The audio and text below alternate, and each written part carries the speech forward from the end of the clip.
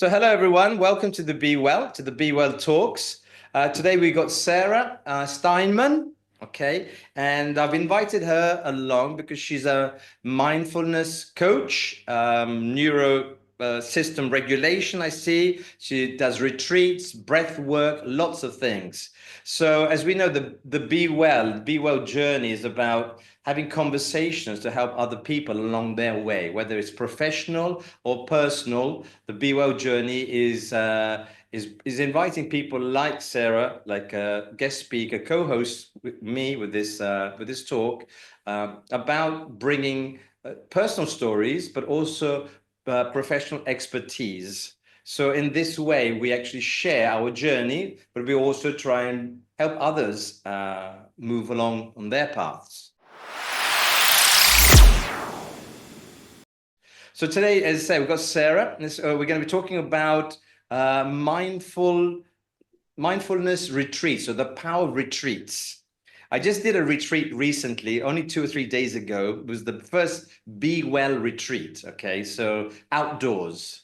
And I know how difficult it was to organize it, to guarantee the weather, to get the exercises done, to keep everyone disciplined, because there's a lot of concepts, because you're the guide, you're the light of that retreat. So tell us a little bit about yourself, Sarah, how you came to be a retreat organizer, event organizer, and a little bit about your background before we go into the questions.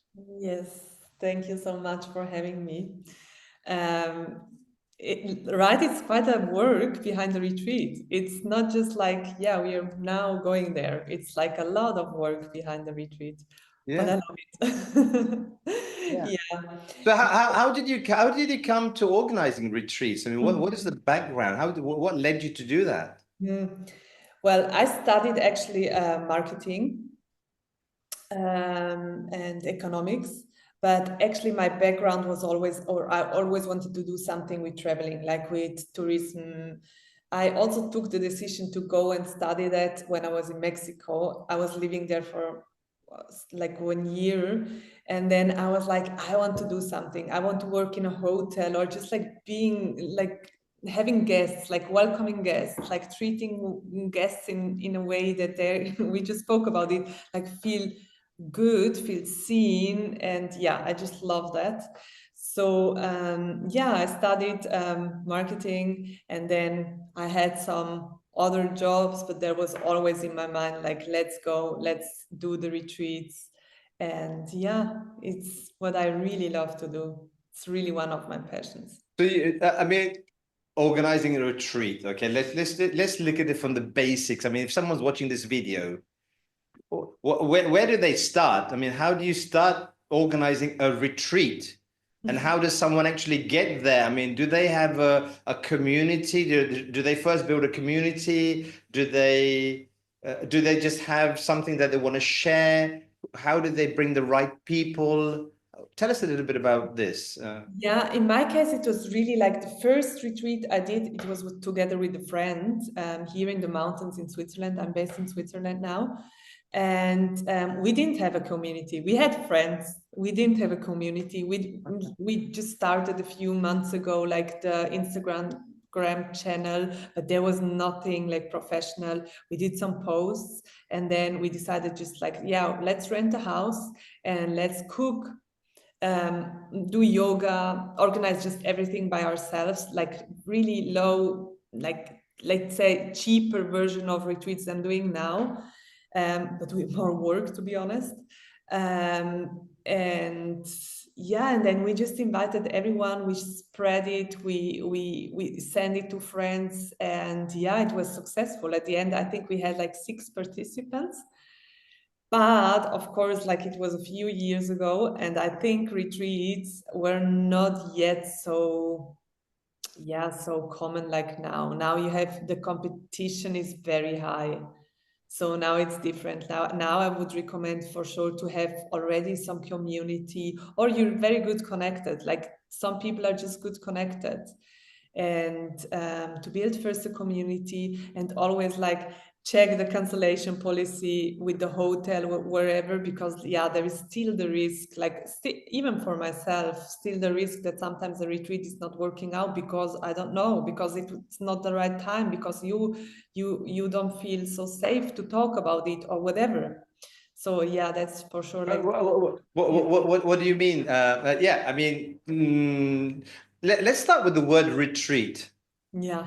What does that mean for you, retreat? I mean, That's a good question. For me, a retreat is like it's a break, a conscious break. It's like holidays, because like holidays, what are you doing? You're going away from your role, from your daily life, from your routine, and you take a break. But now in a retreat, you take a conscious break, and you even have to think less about like where to go. You just follow whatever like the leaders are telling you, or whatever you feel like, right? Because we have, for example, in the morning yoga sessions. You don't have to go if you don't feel like. So it's like, for me, it's really this break, but with tools that are bringing you more back to yourself, like with conscious tools like breath work, yoga. We have a lot of journaling, emotion release sessions, and so on. Like you're really, I mean, we are holding the space, but we are holding the space also consciously, right? Like we are asking questions. We know the first day it's more about arriving, the second day it's more about like opening the heart, and so on. Yeah, there's like also strategic thinking behind organizing a retreat, like also the content of the retreat. So give us a little bit about that strategic thinking. So how many days do these retreats usually last? And how does it start? I mean, and how does it in the middle, and how does it finish? So we have an idea of how to to participate, or if someone's really thinking about starting a retreat, how would they do that?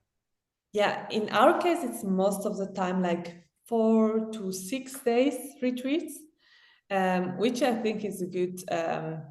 Yeah, it's okay, because you take them really out. Like 2 days, it's for me too short, because people are not regulated, right? We have 80% of the population is in stress all the time, which means there's coming 12 people, they're stressed. So first you have to regulate them, right? You take the nervous system to a calmer state, to a safe state. Also, most of the people are a little bit nervous when they are coming, because like it's the first time. I don't know, I have to introduce, especially in Switzerland, like I'm doing retreats for Swiss people Right. mainly, and Swiss people, we are not so open-minded. Like it's hard to, yeah, I'm Sarah, I'm from there. No, no, no. We are not used to present ourselves. So many people are nervous. So the Right. first day it's always about like arriving, giving them the feeling that they're safe, that they can be whoever they want. They don't believe it in the first day. Second day, it's about like opening the heart, about like, yeah, listen and be, and connecting a little bit more with the others, but also within. Yeah. Then the third day, it's like really they are open. Mostly, we also have a hike on the second day, which is like really, and hike, like you start to speak with other, you open up. Then we have some questions during the hike that they have to reflect on or can reflect on. And then it's like whenever they are open in the heart, we start to work a little bit deeper. We go in, what are you? What is blocking you from being the version that you would like to be? What is not longer serving you, and so on. And yeah, and then it starts again to be into integration and future thinking, like where do you want to see yourself in a half year? What do you need to do? So it's like really also about like having some ideas what to work on after the retreat. Right. Yeah. Right. So are the retreats, are they the same theme every retreat, or do you have different themes, or Yeah, we different have times of the year, or is it just for it's men and women? Is there any? but I must say I have always mixed men and women, but Okay. of course we have more women. But the themes are different, and I'm really working with the seasons. So, for example, the next that I'm having is midsummer. Okay. So there it's about like light, being radiant, like showing yourself, opening, being in this self-love, but also security to show yourself. So it's like, it's more about this. But then I have one in autumn, and there it's more about letting go. And then it, of course, depends also where we are going to do it. For example, Right. I know you're based in Italy. So next April, I'm going to have one in Italy. Of course, there it's about like, yeah, living also the Italian lifestyle, right? I'm not Yeah. coming and saying, so we are going to be Swiss here. No, we want to live like la dolce vita. Okay. And Yeah. so are these retreats going to be in what language? Will you do it in German, in French, in English? In German. Yeah. Mostly are in German. At the moment, mainly in German. Yeah. Okay. Okay. Mhm. And so how do you communicate these how can someone contact you? How do they know where these retreats are? Yeah, my platform is still Instagram. So I'm really still on Instagram, and there it's like, yeah, it's my main communication is Yeah. through Instagram, and my community that I have now, like my chats and newsletter, and yeah. Okay. So are Yeah. these retreats, are they sort of financially viable? Is if someone's thinking about going on a retreat, is it something they do because it's something they feel, or is it something that's actually a business? Can they make it into a business or not? You mean as a space holder? Yeah, as someone who's going to, I don't know if retreats. What is your business model in that on that Yeah. retreat? Yeah, it's quite it's you well, it's I don't want to The set question any I limiting the beliefs. question the reason I ask, Sarah, is Mhm. because I sometimes receive emails from people who invite me for retreats in Costa Rica or in Yeah, Indonesia, and they're like $5,000 or more. yeah, yeah. And so my question is, if you charge $5,000 or $10,000, then okay, I think if you get Minimum. 20 people, that's a good business. But I don't know if is that your business model, or do you have a different approach to Yeah. retreat? No, for me, like in general, it's as you say, like there some retreats are so cheap. I really don't know how they are making money. Mm. Like really, that I'm really questioning sometimes. Like, yeah, but do you have self-worth? Like, do you even get something out? Because my first retreats was also, it was draining my energy. Like we cooked, we cleaned, we did Mm. everything to make a little bit of money, but there was nothing. Like there was like, as I said, the first retreat, I remember we were 6 people, and we made maybe 500 Swiss francs, which is almost like euros. So Yeah, nothing for 3 days with cleaning, eating, ordering all the food, and it drains your energy. So sometimes I'm really questioning when I see the prices. Like, yeah, it's nice to go for almost free for holidays, but what's the energy behind? And now I found, like at the moment I'm in a like middle range, and yeah, it feels good for me. I make some money, but I'm not getting rich out of it, to be honest. Like should organize every month a retreat to be able to live from it, and then it right, has to be full. And otherwise, like it's just like, yeah, it makes you money, but that's also why it's not only like I'm not only focusing on retreats. right, So like it gives you money, it's good. If you fill it up, if there are 12 participants, then it's good money, like good, it's okay. But then of course, if there is like two less, then it's already like, yeah. Yeah, so that's a little bit risky and tricky. And then of course there are other people, they make a lot of money because they just, I don't know how they can sell it. Sometimes I'm like, wow, people have so much money. yeah. Yeah, they sell it for 5,000, 3 days, 5,000. Yeah, yeah, yeah, yeah. Yeah, Costa Rica, I think I saw what there was. It was one like 5,000 or something like that. Or and yeah. you book you. I mean, how much time do people book in advance your retreats? Yeah, depends a little bit. For example, the next one that I have is in Mallorca, and then they need the flight because we have mainly Swiss people. So if there is a flight included, then it's more like 2 months in advance. Okay. And in Switzerland, it's like sometimes they come like 2 days before they sign up because they're like, oh, I don't have anything to do this weekend. Ah, cool, there is a retreat, Uh, which makes it really hard to plan, right? Because To be honest, I said before, my recommendation, if you want to organize a retreat, is always to check the policy, the cancellation policy, Okay. because for example, You mean the cancellation policy with the hotel or with the structure? exactly, Oh, yeah, exactly, because yeah, if you, for example, in my case, I have a hotel, I take 10 rooms or whatever, and yeah. then 1 month before I can give back all the rooms that I don't need, right? So I don't have any risk. My risk is only that I don't make much money. All right. Um, or that, yeah, basically I don't have much risk. But of course, if you take a villa and the villa is 10,000 and Yeah. people pay 500 and you have 3 people, then you have a lot of money that you have to pay at the end, Yeah. right? Yeah, And yeah. so is the food and everything included in these retreats, or is food apart? No, it's included. Yeah, in my retreats, it's always included because I think it's a nice time, especially you in Italy should know it, right? When you're sitting on the table and you get the food, and yeah, it's really nice. Yeah, to connect deeper with the people. So these retreats, you don't do them just in Switzerland. You said you also do it in Malaga, you do it other places.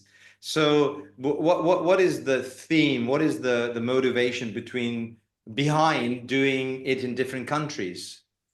Yeah, the motivation is like I like to travel. I like to go to other places. I Okay. like to also experience like the energy of different places. Mm, The next one is in Mallorca. It's totally different energy, of course, than the ones in the mountains here in Switzerland.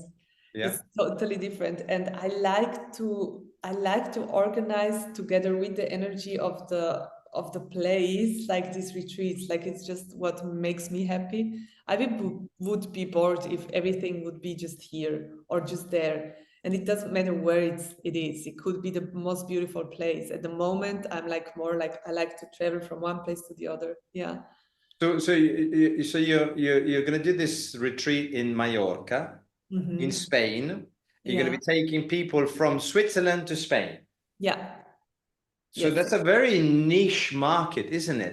It's not very, you're going to be doing it in German. Yeah.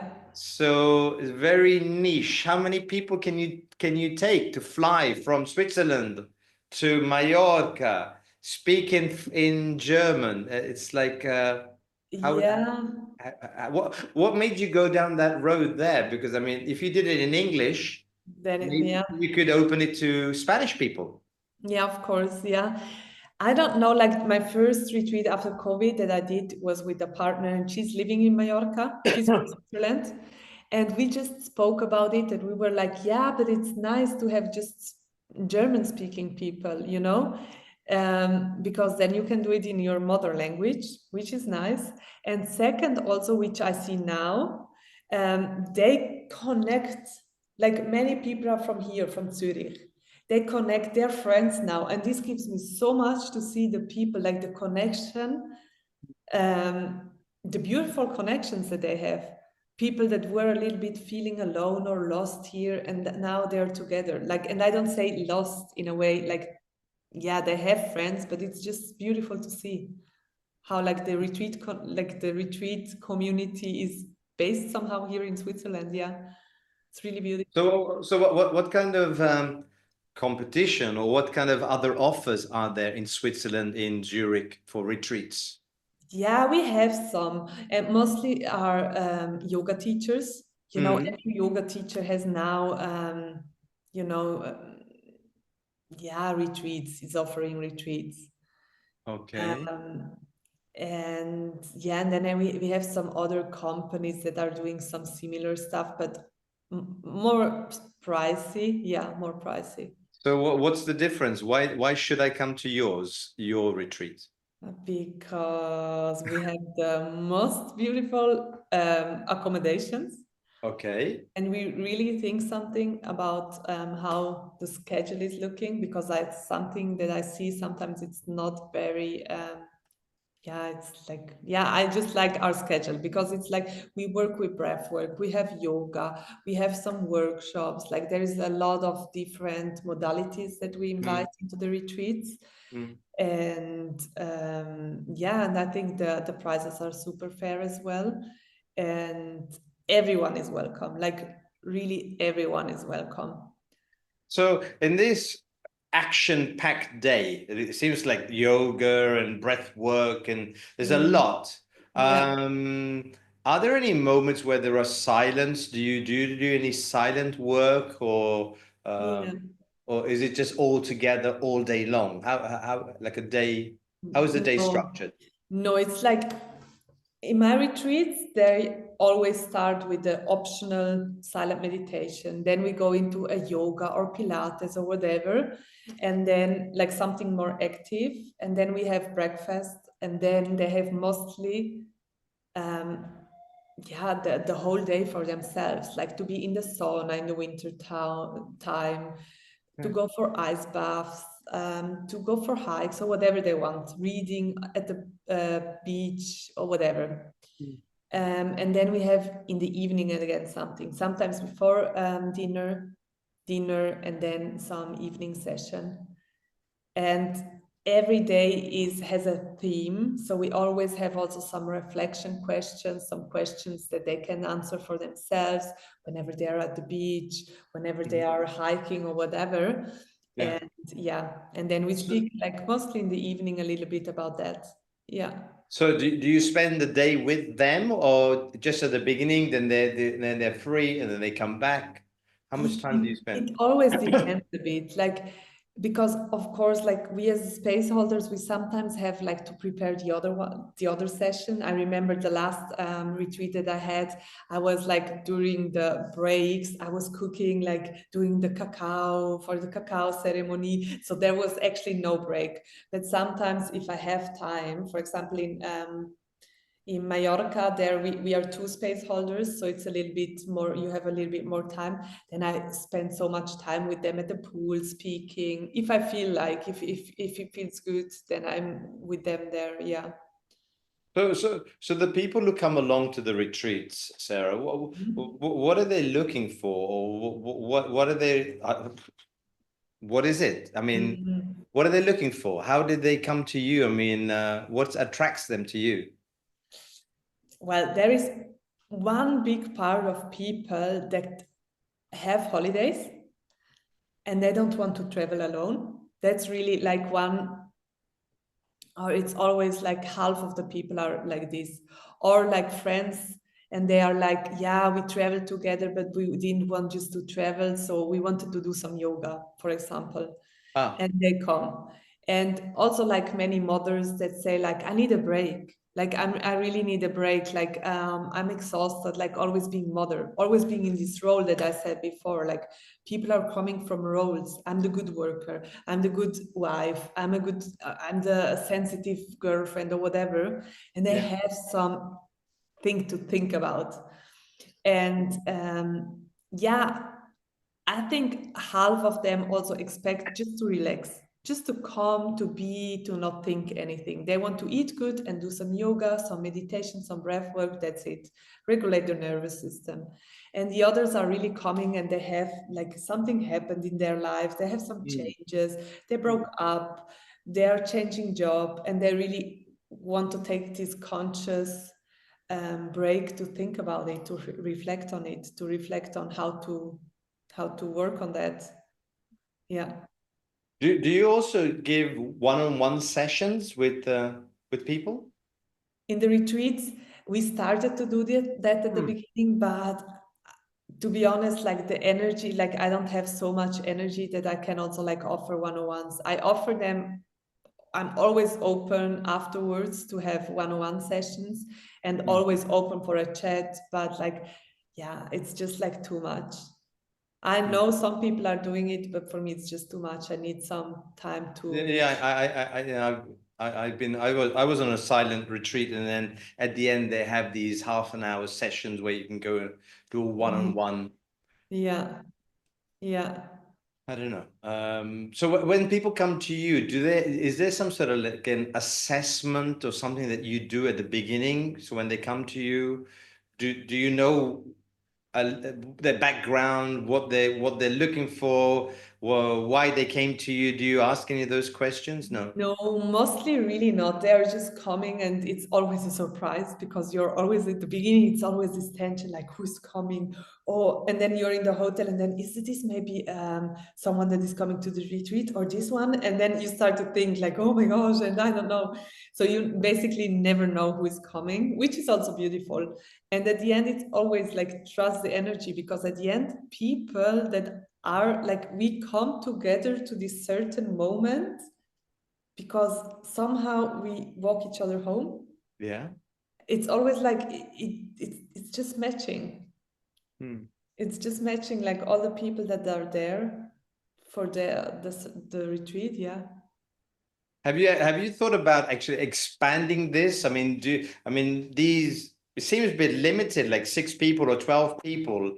I mean, is that like something that you've chosen, that kind of number, or is it something that could go to 50 people or 100 people? No, I think in the retreat setting, it's really like for me, it's like 12 when I'm alone.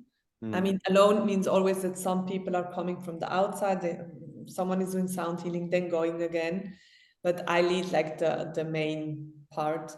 And when I have it with my friends in Mallorca, for example, then it's like max 16. We had like last year 16 and it was working, but you feel it. Like you feel the energy is like you're more tired afterwards, Yeah. which, Yeah. yeah, which was interesting also to see. But I would say like 16 is okay, but not more. I could imagine to do like a festival or something, that you're not leading a retreat, but you, Exactly. I think this one in Costa Rica probably had like 200 people or something. yeah. And then you can really work like in a festival setting, that you have the day organize the accommodation. You don't organize anything about the accommodation. And there it's like really, okay, she's doing this session at 8, then the next one is doing a session at 10, and I'm doing this, but you're just like event organizer. Yeah. And I could imagine to do something like that. I would actually love to, because I love to organize events. Like, yeah. So is yours a retreat or is it just like a holiday? If some, what is the difference there? No, I would definitively say a retreat, because we have this. Or let's say for me, a holiday is like you go, you think about what to do next. You don't have like, there is not one energy holding it all together, right? And in the retreat, it's really like with the schedule, with the daily schedule that we have, with the questions that we are asking, we go deep. With the tools, we go deep. We do hypnosis, we do sound healing, we open up the heart with cacao, we go for hikes and connect to the Mother Earth. Like we are like really working. Breath work is releasing so much. Yeah. So So the people that come along, Sarah, do they know what you're going to do, or is it? I mean, do they know beforehand when they arrive? yeah, they know it already. They We have, know. yeah, I have always the schedule on my website, so they really know what's gonna happen. Of course, they don't know exactly, but yeah, they know plus Yeah. minus which tools we're gonna use. Yeah. So the question is like even in my retreat, that the one I did on Sunday, Yeah. they had to walk blindfolded, like with the blind. Yeah, yeah. Uh, and so my question is, sometimes people come along, they don't want to do something. Has that ever happened to you? They come along and they say, no, no, I don't want to do this. Has Yeah, that in general, it's not happening. Like, Okay. let's say the majority not, but yeah, we had, of course, also participants that were like, yeah, they were not aligned. They were like, no, with the energy, they Mm, didn't want to do something. And then we also, like, for me, it's very important when I cooperate with someone that I know the person before, that I was working, that I know a little bit if they are on the same level, like level in a sense of, do they have the same wordings or whatever. So we had one retreat which was a little bit funny, and at the end we had this beautiful woman coming, beautiful, she did such a beautiful circle, but it was a lot about like tantra and the sexual energy. And like I myself, I like it, but the retreat people, they were not there to work with this sexual energy. So it was a little bit the situation that we were like, okay, next time we need really to check who we take. I mean, we spoke with her and she was aligned with who we are, but not with the group, the energy of the group, you know. Okay. And it felt a bit strange. Yeah, it was not the best idea. Like to really think, does it make sense for for the group, for the theme of the retreat? Yeah. Mm. No, because that is true, because there's so much you can put in there. Yeah. Hiking, the cacao, the Yeah. burning, the release. You can do so many things, but my question is, how do you know to do the right things according to the group and not just overwhelm them? Because if you give them too much, they go away more stressed than before. Yeah, of course. I totally agree. Totally. Um, when I mentioned now all these tools, it was more about like that's all the tools that we work, that I work sometimes. Sometimes I have someone doing Pilates, but it's not the same retreat as the retreat that I'm working with cacao, you know? So it's like we don't use all the tools, or I'm not using all the facilitators or my corporations in every retreat. So it's more like, okay, the last one that I had was in the mountains. It was winter time, but it was about opening again the heart for spring. So of course, like we did a hike, because hikes I just love to connect with. I mean, you're traveling to a place. Of course, I'm always doing a hike. It's so good to connect. So we did that. And then we had the cacao. It was like cold outside. We had the cacao to open the hearts. Like this is for me like super aligned. Then the yoga every morning, which was like, yeah, it's just like they wake up, they do yoga to get prana flowing, some breath work. And yeah, it was and sound healing. It was more about like really grounding but opening the heart. Yeah. And then yeah, I don't feel like it was overwhelming. And of course there is always the option that you say, hey, I'm not coming today, I don't feel like, I want to sleep. Yeah. It's always an invitation that we give, Mm-hmm. but yeah, you don't have to So take. are these retreats, I mean, are they sort of promoted as like a spiritual awakening, or is it a self-awareness? What is the direction that you give your retreats? I would say like mindfulness retreats. uh, Mm, at the beginning I started with yoga, and there was one guy and he said like, that's not yoga. You're going so much deeper than yoga. It's not, I mean, yoga is deep actually, but it's not about just asanas. It's not about just movement. And then I was like, yeah, that's true. It's mindfulness, because you really get mindful again about what happened. And of course, it can be transformative. Of course, like it's almost all the time, but it's not about like, yeah, we are gonna go. I don't promise like to be like that you will be another person afterwards. mm, Even you are maybe, and of course your heart is more open and you're more settled. But I don't like this to, yeah, to promise too much. And yeah, I think we discussed it, I'm not sure, but with this spiritual, it's always something that people are a little bit like, I don't know. I had this week I just did this week a post on LinkedIn, and then I was like changing a little bit the wording, and then I was like, imagine I would write on LinkedIn like my spiritual journey, and I don't know, like that's just, it's also not who I like. I'm very spiritual, I would say, but it's not the wording that I use. I don't need to speak about spirituality. I just live it, you know? And I mm. think the essence of like of spirituality is in the retreats. Right. So Mhm. you don't mention spirituality, No, no. because that would what would that do if you did? Well, first of all, because I'm not a person that is like about labeling. For example, I'm sometimes like thinking about, I never eat meat. Like I stopped eating meat when I was a child, but I Okay. never said that I'm a vegetarian. I'm just like, I'm not eating meat, okay? I'm not a Okay. vegetarian. I mean, I am basically a vegetarian, but I don't like labeling. So that's the first thing. So it's just what I am. And the same with spirituality. I would never say like, yeah, I'm a spiritual person, because it feels just so weird, because it's just like we are all, or I don't know, I don't have to label. And the second, yeah, I think spirituality is still something that is like, for many people, this is now more the strategic thinking.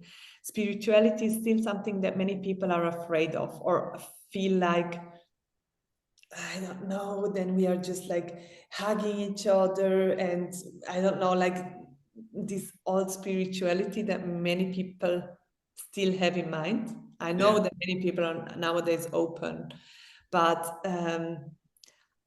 I think my community, whenever they are inside, they understand what I mean with spirituality. And we are doing many things about, like, I'm always also in the morning, like, connect to your guides or whatever, or to your inner self, which is spiritual. But I would not like use it in my posts or whatever. I'm more there, like a little bit science-based, emotions and so on. Yeah. Mm. Because I mean, nowadays the word mindfulness is everywhere. Yeah. Everyone's talking about mindfulness in in the companies, in retreats, in mindfulness coaches, and whatever. Yeah. Is it a little bit overused? That's the question. A mindfulness retreat. Do we need to do a mindfulness retreat? Is a question. Yeah, that's a good question, right? I think at one, I don't know. I mean, if you're no, because the weird thing is, if you're not mindful, what are you doing? Where are you? exactly. And I think really, in one hand, yeah, it's used so much, and yeah, maybe we should look for another word. Maybe we should, yeah, I don't know. But on the other hand, there's still so many people that are not living it. So many people, like, I'm also teaching teacher trainings, like breath work teacher trainings, and it's proven that 80 to 90% are always in the sympathicus, like they are always stressed, they're Yeah, living in the stress mode. And what is there, like, what come, like, sometimes it's easy for us to say, yeah, there is so many people already doing this, but there is still so many people, they don't do anything, they're still yeah, living like we did it like 10 years ago, right? yeah. So I think we are still speaking about a niche at the moment that is like living this spiritual, mindful, yogic ways. Hmm. Yeah, So when you do your breath work, I mean, you're working with the beginners or people who know something or people who don't know anything about breath work. yeah. Look, the interesting thing, I started to work with the breath like 10 years ago. And it was almost like yoga, like, ha, ha, ha, what are you doing? Working with the breath, I'm breathing all the time. What is this? Blah, blah, blah. And nowadays, it's also like everyone is speaking about breath work. Everyone, like even as like everyone, everywhere, everyone knows the benefit of breath work. So I really, really like to work with people that never used it before, like that never, that are super stressed. I'm working a lot with people that are super stressed, um, not yet in a burnout, but you see they are running into a burnout, or also with sport, with people that are in the sports industry that want Yeah, to get better. So and they have, of course, already a knowledge. So I yeah, really like to work with both, like with beginners that come for the first time and they realize what's happening after 5 minutes, just consciously breathing. We are not yeah, doing anything. It's just like we say bye to the outside world and we go into the inside, and it's so beautiful. yeah, Yeah. yeah. You know, I was just thinking that maybe this is a suggestion. Yeah. Your breath work for taxi drivers. Yeah. I had a taxi driver the other day. I was coming back from the airport. I was coming home, and the guy was so freaked. He was like all over the place, and it was in a. And I was thinking, this guy needs to. Yeah, where is he? He was driving, stopping, and he had passengers in the car, and Oh. a little bit of awareness, a little bit of control, a little bit of Yeah, like presence. Because if that's what mindfulness is, not just yeah, running, rushing to your next client, but actually, yeah, yeah, exactly. To but slow down and to just be there and just feel what is there at the moment, right? yeah, yeah. And Yeah, and I think also just sitting with the person and not doing anything. If you can do that, just 10 minutes, just say, let's sit and not do anything. yeah, How difficult is that? yeah. That's for me, that's healing. Like whenever you can sit, be present with someone, there's not much needed. There's something just like also with my clients. Sometimes we sit, we take some breaths, and we just I'm just observing, accepting, being fully present, and just being with the client with whatever is arising at the moment, right? Yeah, And for me, this is like the key of space holding. yeah, yeah. Not in a client, it doesn't have to be in a client. It can also just be with friends. Because sometimes we just need a good cry and someone to see that I'm crying, that I'm suffering now, right? But it's Mm. not about you have to find a solution for me. It's about I just want to express it now. I'm sad. Yeah, yeah. I think a very important thing as well is people like yourself or me, or we organize these retreats or these gatherings or whatever we call them. Um, I think what we're responsible for is just creating the space. Yeah, And then the rest is each person, whoever arrives in that space, they have to find what they're looking for. Because yeah, sometimes, I mean, on Sunday, we went up in the mountains and it started pouring down with rain. It mm, wasn't expected. I mean, I had these 4 meditative walks and blindfolding and primal scream. I had all of these things in my head, and I said, "Oh, it's going to be a fantastic day." And we started off 15 people, and it was okay. And then after about 2 hours, 2.5 hours, it started raining, yeah, pouring, and we were in the middle of the mountains. There was no shelter, nothing. There was just a tree. So we all went around this tree and we just stayed under the tree with the water. And then we said, well, we'll have our lunch. But the water was coming down. And I was thinking, I created this space, but there's no guarantee. And I was a little bit sort of not worried, but I was thinking, oh God, now, it's been a bit of a disaster. Then we went back then we decided that we'd go back to the refuge, to the shelter. And when we got there, I asked the people what was the sensations of all the discomfort, the rain, and yeah, even the first walk was complete silence because they were not used to this. And I was surprised because they came back and they said, "Well, it was really good to stay silent." Wow, I was surprised. And the second was they said it was good because that rain created this community.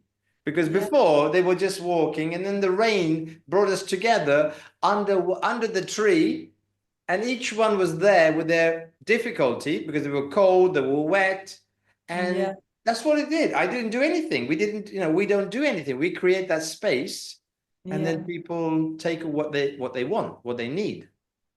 Exactly. And I'm so sure that this is coming for a reason, like that this also the people that are coming together. Sometimes you have someone that is very loud in a group, right? And it's also for a reason. And exactly like you say, like we are just offering a space. People can come, join us, and they take whatever they want. And sometimes we really underestimate exactly these situations. Like there is rain, and you're as a space holder, like, oh no, I was not expecting this. And it's always nice weather, and now it's raining. And you even get sometimes frustrated, but at the end, it's like, no. It's interesting. I had in October a retreat, and for me, it was like the weather was horrible. Like it was always cloudy, it was always cold, and usually in the mountains in here in Switzerland, the weather is it's blue sky, it's really warm. In Zurich, it's already gray, but there it's like super nice. And then there was a couple, and they came again in the winter, and they were like And I said, always when you're coming, the weather is not good. I'm so sorry. And they said, like, no, in October it was so nice. There we had sun. And then the next day they came and they said, like, we checked the pictures. We really had sun. And I was like, oh my gosh. And for me, it was just like the weather was worse. Yeah. Yeah. Always. Yeah. Again, this tells us something that we have these preconceptive ideas of Yeah. things, and the others don't. And then we're shocked. And I think, oh, that was not, it didn't go according to plan. Yeah. I didn't get all my walks in there. I didn't do this. I didn't do that. And then the people said, oh, we had a good time. I Yeah. thought, Yeah. And so that's actually also something that I see in the retreats. Like at the beginning, we had also like, okay, let's do a session in the morning, one in the lunchtime, and then. But now we see like the magic is not happening. Like the sessions give some guidance, they are opening something, some questions, but the real magic is happening when they are outside of the session, when they yeah. are speaking to the others about what we just discussed, or when they are speaking about, haha, do you see, we have been under the tree and we just connected, and you remember, and blah blah. Like Yeah. it's where like real life starts to happen. True. And And I think it's when Sarah, Gary, we move away, we move aside, and yeah, they take over. And I think that's for us, for me, it's like satisfaction, because I yeah, didn't do, and I mean, I personally did, okay, created that space and whatever, but the rest was then done by them. And so yeah. I think that's what we should be really aiming for, definitely in these retreats. So, Sarah, listen. Thank you very much. We're coming to the end. We've had a conversation. It's now an hour. Thank you so So so much. thank you very much for coming on the Be Well. Hopefully this all this information, your personal stories, your sharing will go out there to people. The video will be on my YouTube channel. I'll send you a copy as well. And good luck with your projects, with your retreats. And hopefully we'll meet in Italy or in Switzerland or in Yes, Indonesia or somewhere. yes, for sure. Thank you so so much for having me. It was beautiful to Okay. connect with you. Thank you. Thank you, Sarah. Look after yourself. Okay, Bye. we'll speak soon. Yeah. Thank you. Yeah, we speak soon. Bye bye. Bye.